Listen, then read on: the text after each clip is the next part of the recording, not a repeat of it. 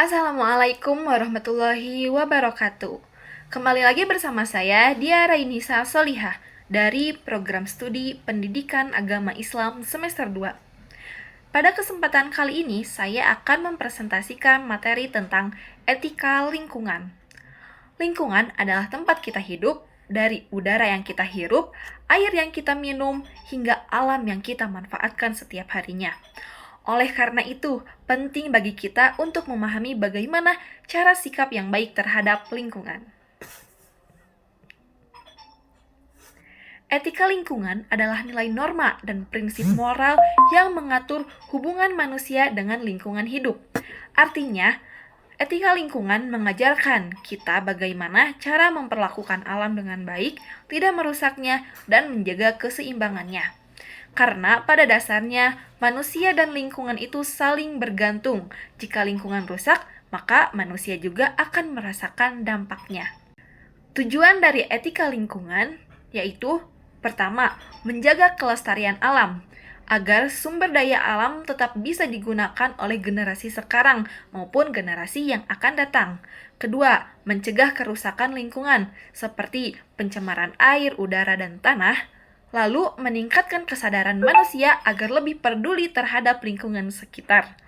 Dan yang terakhir, menciptakan keseimbangan antara manusia juga alam, sehingga keduanya dapat hidup berdampingan secara harmonis. Adapun prinsip-prinsip dari etika lingkungan. Dalam etika lingkungan terdapat beberapa prinsip, yaitu tanggung jawab terhadap alam, artinya kita harus menjaga dan melestarikan lingkungan. Lalu ada keadilan antar generasi, yaitu memastikan bahwa generasi mendatang juga dapat menikmati lingkungan yang baik. Lalu ada kepedulian terhadap lingkungan, seperti menjaga kebersihan dan tidak merusak alam. Hidup sederhana dan selaras dengan alam, tidak berlebihan dalam menggunakan sumber daya, menghormati semua makhluk, karena semua makhluk memiliki peran dan ekosistem. Jenis etika lingkungan dibagi menjadi 3. Yang pertama ada antropocentris, yaitu pandangan yang menempatkan manusia sebagai pusat dari segala sesuatu.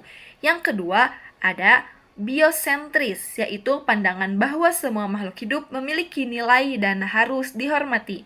Dan yang ketiga ada ekosentris, yaitu pandangan bahwa seluruh ekosistem, baik makhluk hidup maupun lingkungan, memiliki nilai yang penting.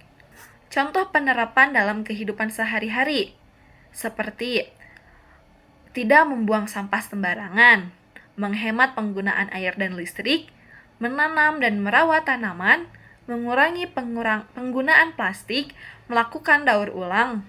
Hal-hal kecil seperti ini sebenarnya sangat berdampak besar jika dilakukan secara konsisten. Adapun dampak jika tidak diterapkan. Jika etika lingkungan tidak diterapkan, maka akan muncul berbagai masalah seperti pencemaran udara, air, dan juga tanah, terjadinya banjir dan longsor, perubahan iklim, rusaknya ekosistem, dan punahnya makhluk hidup. Semua dampak ini pada akhirnya juga akan merugikan manusia. Sebagai kesimpulan, etika lingkungan sangat penting dalam kehidupan kita.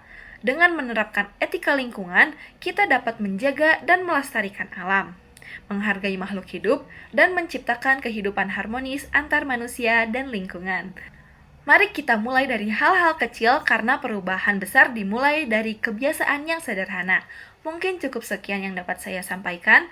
Mohon maaf bila banyak kesalahan. Wassalamualaikum warahmatullahi wabarakatuh.